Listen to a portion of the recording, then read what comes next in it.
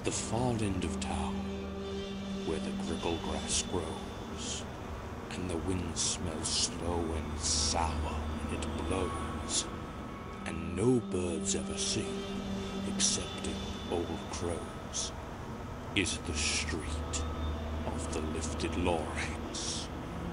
And deep in the grickle grass, some people say, if you look deep enough, you can still see today where the Lorax once stood, just as long as it could, before somebody lifted the Lorax away. What was the Lorax, and why was it there? And why was it lifted, taken somewhere, from the far end of town, where the grickle grass grows? The old monster still lives there. Ask him. He knows. You won't see the once. Don't knock at his door.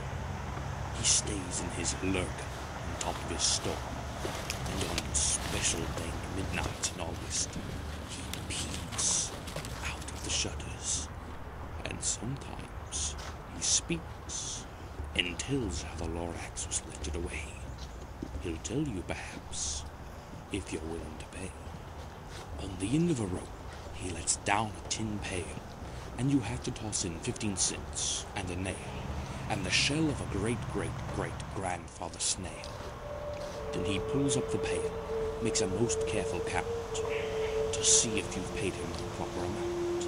Then he hides what you've paid him away in his snuff, his secret strange hole in his grovulous glove.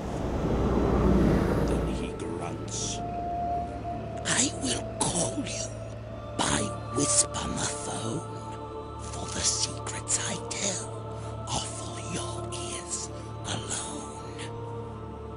Down slops the whisper-my-phone to your ear, and the old onceless whispers are not very clear, since they have to come down through a snurgly hose, and he sounds as if he had smallish bees up his nose. How I'll tell you, he says with his teeth sounding grey, how the Lorax got lifted and taken away. It all started way back, such a long, long time back. Way back in the days when the grass was still green, and the pond was still wet, and the clouds were still clean, and the song of the swanny swans rang out in space. One morning I came to this glorious place, and I first saw the trees, the truffler trees, the bright-colored tops of the truffler trees, mile after mile in the fresh morning breeze. And under the trees I saw brown barbaloons frisking about in their barbaloon suits as they played in the shade and ate truffler fruits. From the rippleless ponds came the comfortable sound of the humming fish humming while splashing around. And those trees, those truffler trees, all my life I've been searching for trees such as these. The touch of their tops was much softer than silk, and they had the sweet smell of fresh butterfly milk. I felt a great leaping of joy in my heart. I knew just what I'd do. I unloaded my cart. In no time at all, I had built a small shop. Then I chopped down a truffler tree with one chop. And with great skillful skill and with great speedy speed, I took the soft tuft and I knitted a thneed. The instant I'd finished, I heard a gazump. I looked. I saw something pop out of the stump of the tree I chopped down. It was sort of a man. Describe him, that's hard. I don't know if I can. He was shortish and oldish and brownish and mossy, and he spoke with a voice that was sharpish and bossy.